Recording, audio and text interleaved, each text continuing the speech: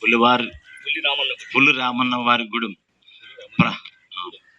పులి రామన్న గూడెం ప్రాంత ప్రజలందరికీ, ప్రియ సహోదరి సహోదరులకు, చెల్లెళ్లకు, అమ్మలకు, నాన్నలకు, అక్కలకు అందరికి కూడా మన ప్రభును రక్షకుడును విమోచకుడైన యేసయ్య నామములో వందనాలు తెలియపరుస్తున్నామండి. అయ్యా, మనం ప్రభు ప్రేమించి మరి ప్రాంతానికి తన దాసుల్ని పంపించడం జరిగింది. మరి మనల్ని నశించున్న వారిని వెతక రక్షించడానికి ప్రభు అయిన యేసుక్రీస్తు వారు మరి 2025 సంవత్సరాల క్రితమే మరి ఆయన మహిమను విడిచి కృపాసింహాసనం విడిచిపెట్టి లోకానికి రిక్తునిగా, దాసునుగా, ఎన్నిక లేని వారుగా మన మధ్యకు వచ్చి 33.5 సంవత్సరాలు జీవించినాయి. మరి ఆయన చేసిన అనేక అద్భుత కార్యాలు, ఆశ్చర్య కార్యాలు, మహత్ కార్యాలు ఎన్నో మనం ఎరిగి ఉన్నాం. ఎందుకంటే చూపు లేని వారికి చూపునిచ్చారు, నడక లేని వారికి నడకనిచ్చారు, మరి పడిపోయిన వారిని లేవనెత్తారు, కుంగిన వారిని లేవనెత్తారు. ఇలాగ అనేక అద్భుత కార్యములు వారు ఈ లోకములో ఉండగా చేసి ఉన్నారు. మరి అన్నిటికంటే మనకి ఈ లోక ఆరోగ్య సమస్యల కంటే మనకి నిత్య రాజ్యం ఎంతో అవసరమైనది, శాశ్వత రాజ్యం ఎంతో అవసరమై ఉన్నది. ఎందుకంటే మనము యుగ యుగాలు జీవించే వారమై ఉన్నాం. శరీరము మొత్తమైపోతుంది, మట్టికి మన్నైపోతుంది. కాబట్టి ఆత్మ మట్టికి దేవుడిచ్చింది కాబట్టి తండ్రి యొద్దకు చేరనై ఉన్నది. కాబట్టి ఆ ఆత్మ యుగ యుగాలు ఆయనతో జీవించాలంటే మనము ఈ లోకములో మనమందరము అపరాధముల చేత, పాపముల చేత చచ్చిన వారమై ఉండగా మరి మన ప్రియ కుమారుడు యేసుక్రీస్తు వారి ద్వారా మనకి పాప విమోచన, శాప విమోచన వచ్చినది. ప్రభునందు ప్రియులారా, మరి కోడల యొక్కయు, ఎడ్ల యొక్కయు, మేకల యొక్కయు, విస్తారమైన తైలముల యొక్కయు మనకి పాప విమోచన లేదు. కానీ పరిశుద్ధమైన రక్తమును, నిర్దోష నిష్కలంకమైన రక్తము చిందించిన లేదే మనకి పాప విమోచన లేదు. ప్రభునందు ప్రియులారా, అందునిత్యమే ఏ దోషము, ఏ పాపము, మచ్చ, డాగు, కలంకము లేని తన ప్రియకుమారుని మన కొరకు బలియాగముగా, బలి అర్పణగా అర్పించబడి ఉన్నది. ప్రభునందు ప్రియులారా, మరి ఆయన చిందించిన రక్తము ద్వారా మనకి పాప విమోచన, శాప విమోచన కలిగి ఉన్నది. కాబట్టి మనమందరము క్రీస్తే మన సొంత రక్షకుడు, విమోచకుడు, ప్రాణప్రియుడు, మా ప్రాణనాథుడు. మోక్షానికి ఆయనే మార్గము, ఆయనే సత్యము, ఆయనే జీవమై ఉన్నాడు. కాబట్టి ప్రతి ఒక్కరూ ఆయన సొంత రక్షకుడుగానే ఒప్పుకోవాలి. ప్రతి మోకాలు యేసు నామమున వంగాలి.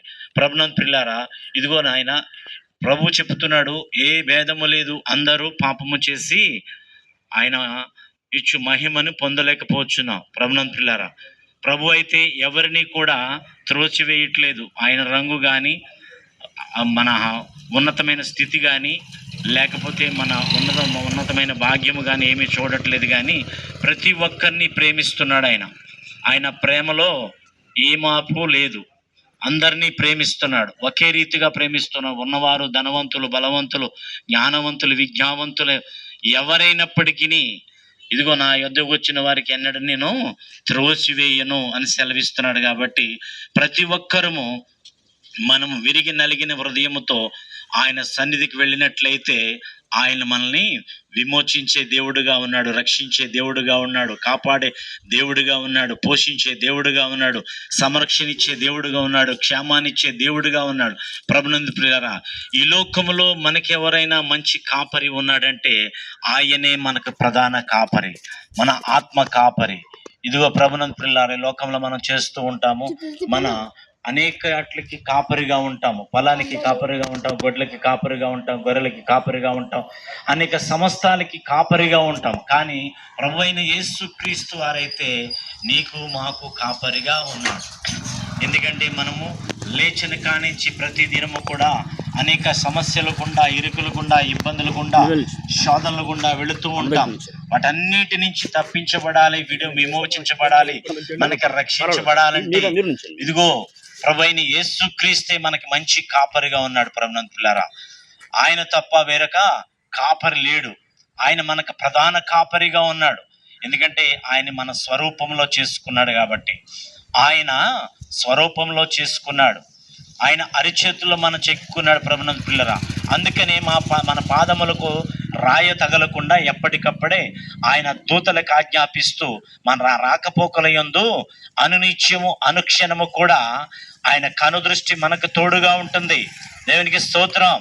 ప్రభునందు పిల్లారా, అందుకని మనం ప్రతి ఒక్కరూ కూడా మనం ఏం తెలుసుకోవాలంటే, ఏది మనకి నిజమైన రక్షణ, ఏది నిజమైన మార్గము, ఏది నిజమైన సత్యము, ఏది నిజమైన జీవము అని మనం తెలుసుకున్న వారమై దాన్ని వెంబడించిన వారమైతే మనముకి మోక్ష మార్గం ఉంది. ప్రభునంతులారా, ఈ లోకములో అనేక మార్గములు ఉన్నప్పటికీ కేవలము అవి అశాశ్వతమైనవే, కేవలం ఈ లోక సంబంధమైనవే.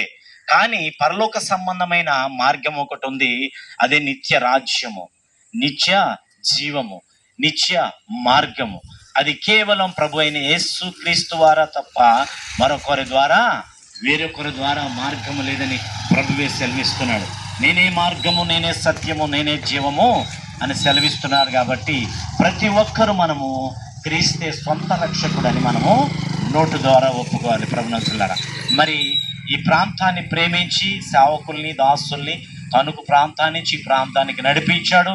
మరి ఈ వినిన మాటలు ప్రతి ఒక్కరు హృదయములో భద్రపరుచుకుని, ఎవరు నిజరక్షకుడు, మన విమోచకుడు ఎవరు, మనకు ప్రాణం పెట్టినది ఎవరు,